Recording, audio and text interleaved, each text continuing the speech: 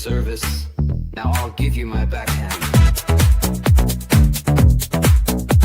My winner whizzes down the line. Betting weekly tennis live. Are you ready for it? Here we go.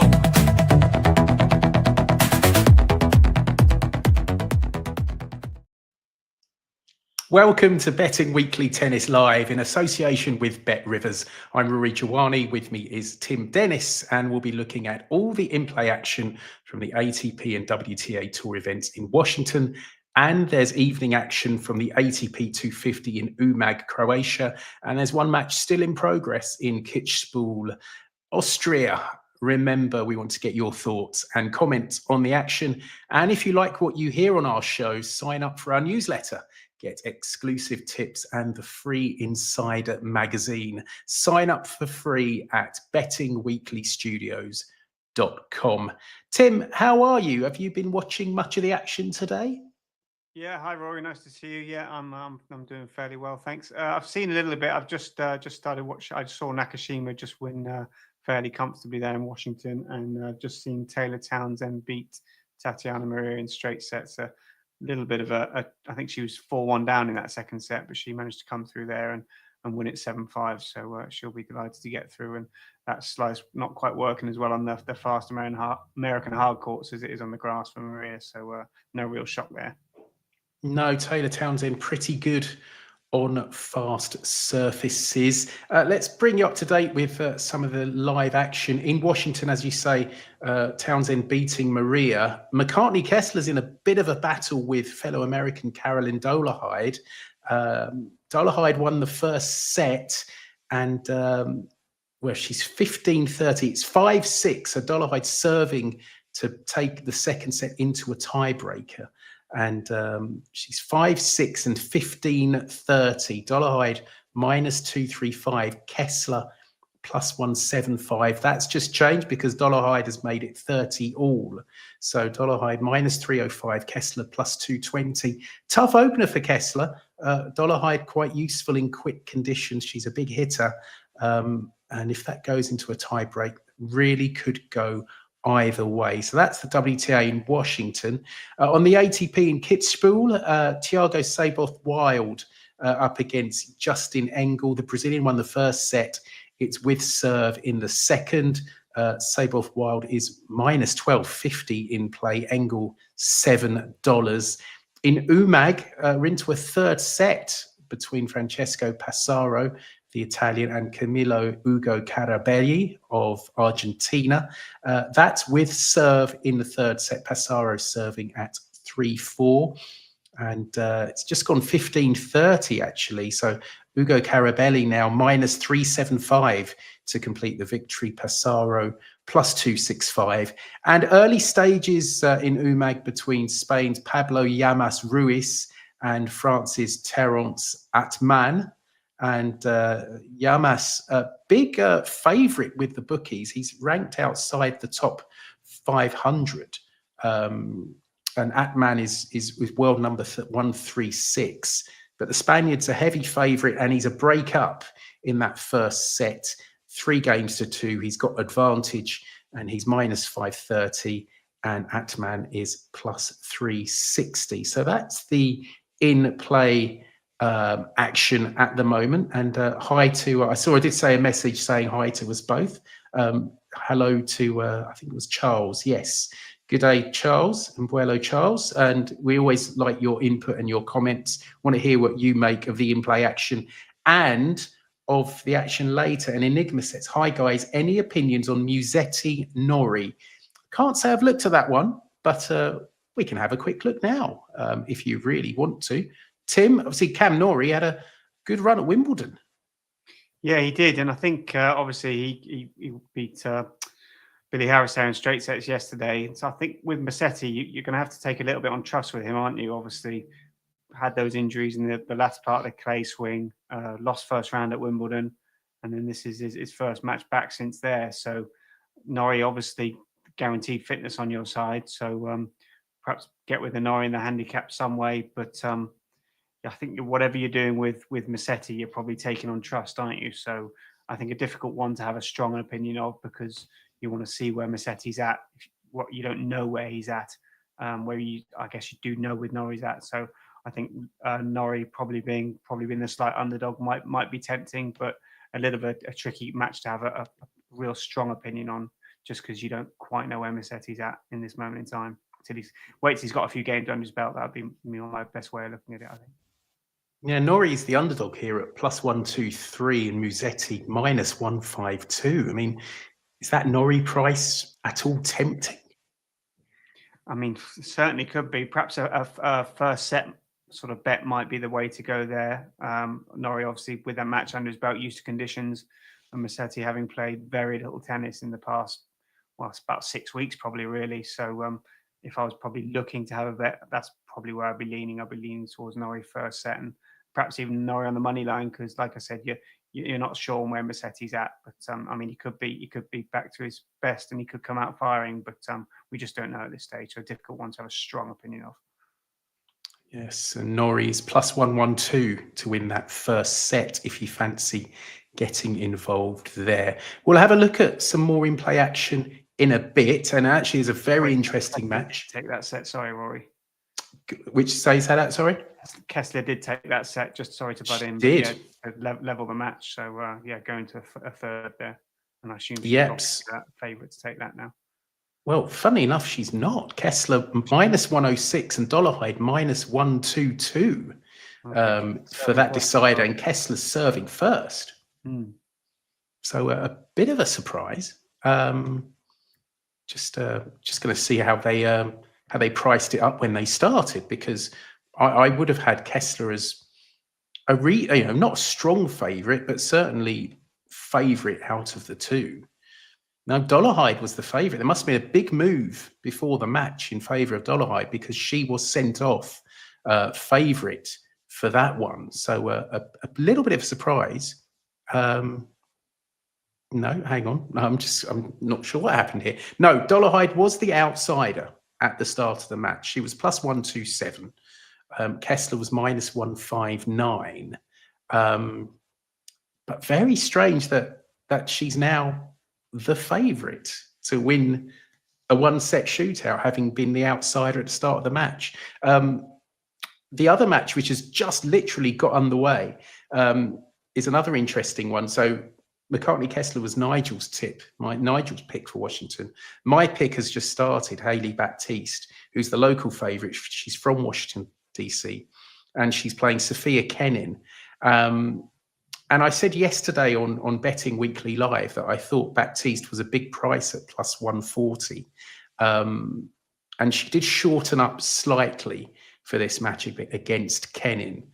And Baptiste, she's just gone 30 love on serve in the opening game. She's now +115. Kenin -150. Spread 1.5 games and totals 22.5, which is quite high. So I think the bookies are expecting a close one here. Have you got any view on that match between Baptiste and Kenin, Tim?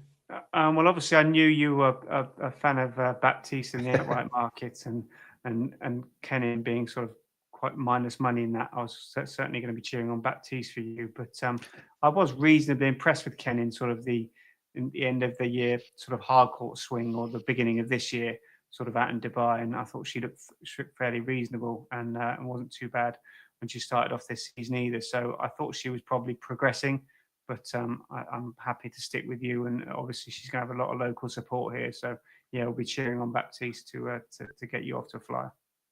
I'm not sure where Kenin is in the world rankings, but there isn't much between them, because Baptiste is up to 48, which is her career high.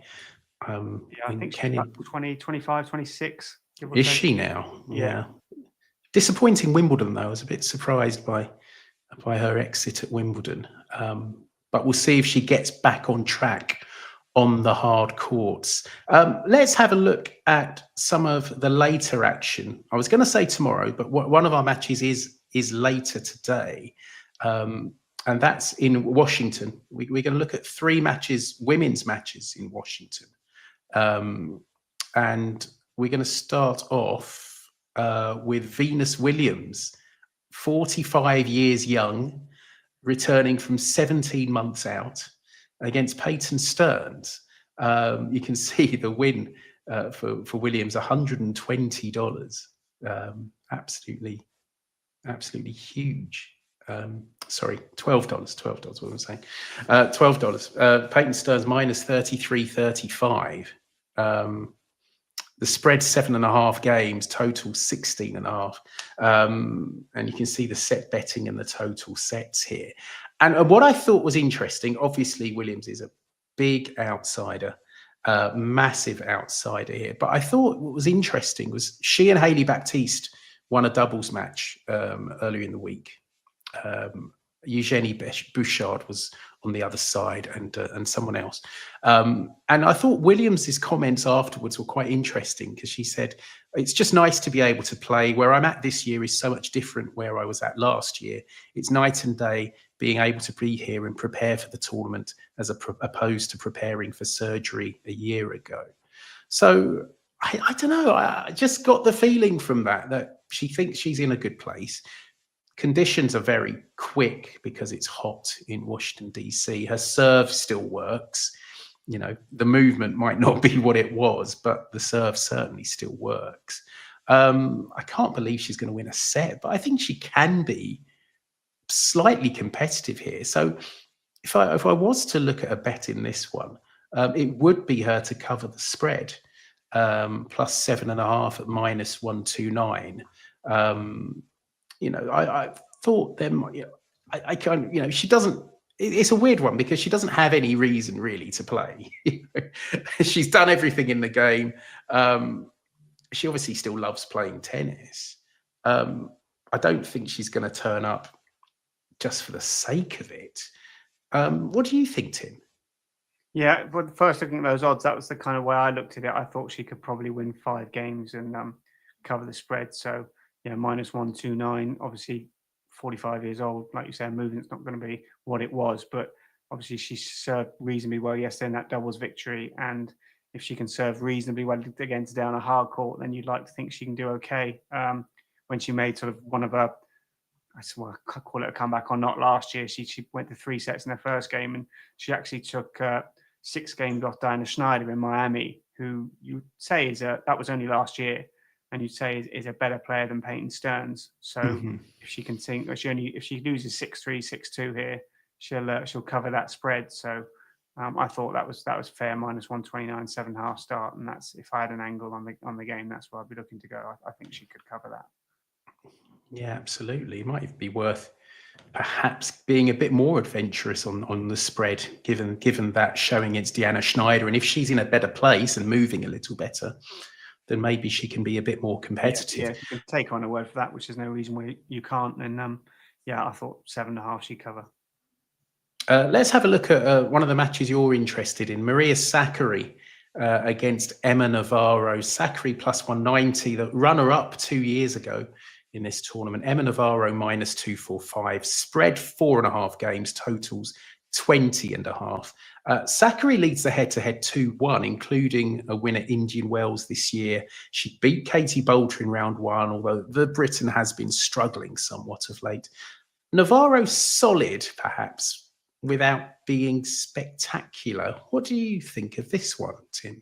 Yeah, like you said, she leads the head-to-head 2-1 there, winning the last 2 actually, when she beat Navarro twice last year on hard courts, once in Dubai and once at Indian Wells. And I think Sakkari actually leads the service points won and return points won totals in those 3 matches, 106-94, which for a player of Navarro's ilk, you'd be quite surprised about. She looked good yesterday. Like you said, she only beat Boulter 6-3, 6-4, but still a comfortable win in just under an hour and 20 minutes. She won 81% of her first serve points there, which is quite impressive. And obviously Navarro's first match since losing to Andreeva at Wimbledon. Yeah, and I thought the total, there's a total games won by Sakkari market is over 10.5, is minus 121, which I thought was probably the safest way to go. I mean, you could back her to win a set, which I think is a slightly shorter price, or I mean, you could take a small chance now on the money line, but I think the safest of those bets was over 10.5 total games for Sakkari at -121. Looking at those service points, one of return points figures on just the 3 head-to-head meetings, you give her a chance to win the match. So I think with the there was another way I did look at the handicap, but it was I thought the best way to get with it was on that total games player market. Over 10.5 -121 was the way I looked at it. So there you go. Is that going to be part of your daily double, Tim? Yeah. If we're going to put one in, that would make up half of it. So we keep getting half right, which isn't much good in doubles, unfortunately. But, we get a plus money winner and a loser. So if you're back in the 2, you're in small profit. But we need to link the 2 up, and that'll be one of the 2 if we're going for one today. Okay, so Maria Sakkari to win over 10.5 games against Emma Navarro at -121. One more Navarro, obviously very, very consistent, but she's not the kind of player to hit someone else off the court, is she? And she's solid and has good ground, but she hasn't got a huge serve. She hasn't got huge ground strokes, and I think Sakkari can make this competitive. So there you go. That's the look at Sakkari and Navarro. One final match we're going to look at from Washington tomorrow, and that's Elena Rybakina against Victoria Mboko.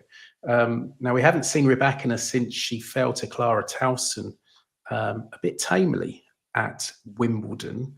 Mboko had a good win over Anastasia Potapova in round 1. She was actually sent off favourite for that encounter against the Russian, who's around number 40 in the world. And Mboko is 88 now, the young Canadian, and she's very talented. And Rybakina -335 and Mboko +260. So the bookies giving Mboko quite a lot of respect against such a highly talented, decorated player in Rybakina. The spread 4.5 games totals 20.5. I thought, especially with the conditions, well, there's two things about the conditions. We talked about them being very warm. One that will probably help Rybakina's serve, but I'm not sure about Rybakina in the heat either. So it kind of works both ways. And I thought Mboko could cover the spread here. I thought she could make it competitive. Any view on this one, Tim? I thought the markets had it about right, really. Obviously, Mboko had a nice victory there yesterday, and Rybakina first came back from the grass. But these are kind of her conditions, aren't they? A fast, hard court. I get what you say about her in the heat. You probably wouldn't be completely reliant on her, but I think these conditions are right up her street, and it's about time she needs to start showing the Rybakina we sort of know about. And if she's going to start doing it on a fast hard court, this is probably where it's going to be. So, I mean, Mboko on the spread +4.5 minus money. I didn't have a real choice of either way to go there. I think Rybakina, she can be excellent, and she can sort of fire in all the unforced areas. It just depends which one you're going to get. So, to be honest with you, I'm not really sure which one we're going to get. So I don't have a strong opinion on the game. So I'll definitely watch it because I think her level, as I've stated many times, I'm one of her biggest fans, and I'm still waiting for her to get back to it, and I'm sure she will. But not one to have a financial bet on personally, but definitely a game to watch because she looks like she's coming back. Then perhaps you can start following her. Yeah, we've seen one of our comments. The Kessler comeback is on. Well, they're with serve in the decider between McCartney Kessler and Caroline Dolehide. Kessler serving first. She's actually gone favourite. -132 Dolehide.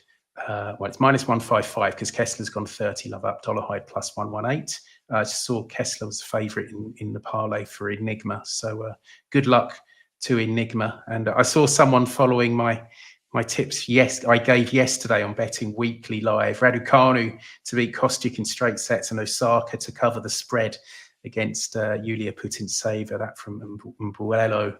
Charles. Kostyuk, Rory. I mean, she had that game against Sabalenka, didn't she, on the clay, where I think she lost 7-6, 7-6, was it perhaps? And ever since then, she's pretty much completely lost the plot, hasn't she? Yeah, it's staggering.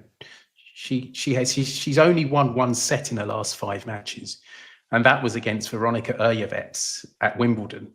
and the Slovenian beat her in round 1. It was a real upset. Something's just not right at the moment. She was a lot of people sort of dark horse for the French, wasn't she? And then, yeah. And she was playing well enough before then to justify that. But as you say, since Roland Garros, she's just gone completely off the boil. So, interesting to see Kostya. And Rybakina's playing well. She gave Sabalenka a bit of a scare. Yeah. So, Kessler she's gone 40-15. So she's looking good to go 2-1 up in that decider against Caroline Dolehide. Sofia Kenin has an early break against Hailey Baptiste. She leads 3-1 in the first set. Baptiste needing that crowd to lift her in that opening set. Baptiste now plus 350 to win, Kenin minus 500. Underway between Anna Kalinskaya and Kamila Rakimova. Rakimova serving. Rakimova's just held serve. She's plus 114, Kalinskaya minus 148. Washington, couple of games just started. Sakkari Svajda against Miomir Kecmanovic on serve 1-all in the first set. Vajda is serving first. He's plus 143, Kecmanovic minus 186. And an interesting one I thought here, Gael Monfils, the French veteran, against Wu Yibing, the Chinese. Now, I commentated on Wu Yibing 8 years ago. He was playing in the Junior Masters. He reached the final and he lost. He was the junior world #1 at the time. He lost to Emil Rusevori. And funnily enough, we just talked about Marta Kostyuk. She won the women's event. And Elena Rybakina didn't get out of the group stages. So it just shows that what happens in juniors doesn't really get reflected in the senior ranks. But Wu Yibing had a really horrible time with injury last few years. He did win a title in Dallas a couple of years back. And he beat Corentin Moutet to get to the main draw. And I thought he was quite interesting here against Monfils. Obviously, Monfils in the autumn of his career. The betting's just been suspended there. I guess there's just watching this, Roy. There's a real strange incident there. They're in the second game, and Wu is serving, and he's hit a forehand down to Monfils' forehand side wide, and Monfils has slid to hit it. He's hit it, and where there's a board with a clock on, and as he's sliding, his ankle is slid straight into the bottom of that. So he's out injured at the moment. So a real strange one. So he sort of caught his ankle under the bottom of the board, in between the bottom of the board and where his foot slides into it. So a real strange one there. But just seeing if he's all right at the moment. Okay, well, fingers crossed he recovers quickly there. So that's the in-play action at the moment. There is actually a match still going on in Umag. Pablo Llamas Ruiz took the first set against Terence Atman. And it looks like he's about to break for 2-love in the second, the Spaniard. He's minus $50 and Atman is $16. So looking good for the Spaniard. I think that must mean we've got a result in Kitzbühel. And we have Thiago Seyboth-Wild beating Engels, Justin Engel of Germany, 7-5, 6-3. So the Brazilian making it through to the next stage. So you're up to date with the in-play action. Any more news, Tim, on Monfils Wu? No, he's still sat down. He's not receiving treatment. I think they're just deciding whether to move the board that he's slid into. I think he'll certainly want it moved, and they're just discussing that with the referee there now. But I'm fairly certain that'll be moved. But he looks okay. I mean, he's just sat in his chair at the moment, but he doesn't look too serious. He looks okay, but they're just sorting out the board. Right. So a bit of a delay there in the match between Monfils and Wu. We've got one more match to look forward to tomorrow, and that is at Kitzbühel, if memory serves. No, it's Washington. Sorry, beg your pardon. It's ATP Washington. Alexander. It's Kitzbühel, actually. I think it is Kitzbühel. Yeah. Okay. Yeah. Just mistake on the graphic. It is Kitzbühel, and it's between Alexander Shevchenko and Marton Fucsovics. and Shevchenko plus 125, Fucsovics minus 155. Now, the spread's 2.5 games, totals quite high at 22.5. Shevchenko leads the head-to-head 2-1, including a straight sets win at Rome in May. That was on the clay, 6-4, 6-2. The Hungarian had a better grass swing, but on first glance, I'm surprised it's not been priced up a bit closer, Tim. Yeah, I thought plus 125 Shevchenko here was worth chancing, really. Like you said, he leads the head-to-head, and that match in Rome, he led the service points won, return points won 107-93. So quite a convincing victory on the clay there. So and Fucsovics, he's won his first round match back since Wimbledon when he scraped past the Swiss wildcard, the world number 354, Joel Sforza, in his first round here. But he's had a really poor clay season, Fucsovics. He's won only back-to-back matches once on the main tour. And that was in Bucharest. And he's also lost his first round here last year. Obviously, he's won his first round game so far. And he lost to Kessler here last year. I think this is Shevchenko's fourth match on the clay since coming back from the grass. And he's won 2 of those, and the one loss came to Alexander Bublik, which is obviously no negative. And I just thought what the price is, I thought they'd be a little bit closer than that. So I thought plus 125, the Shevchenko having those few matches on clay and Fucsovics struggling to find much consistent form. I thought plus 125 was worth chancing. So yeah, that would make up the second part of our bet tomorrow if we're going to have a double. So I thought that was more than fair, plus 125 Shevchenko.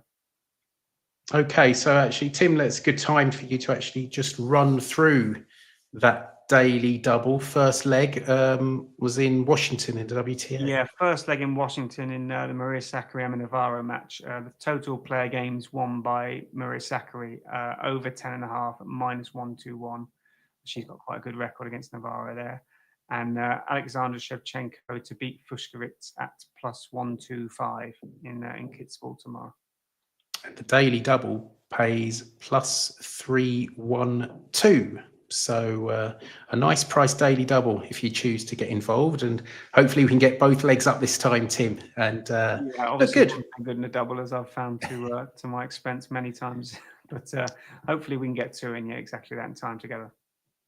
Absolutely. Before we go, we'll just have a quick look at some of the in-play action. Miomir Kecmanovic has an early break against Zakkari Svajda.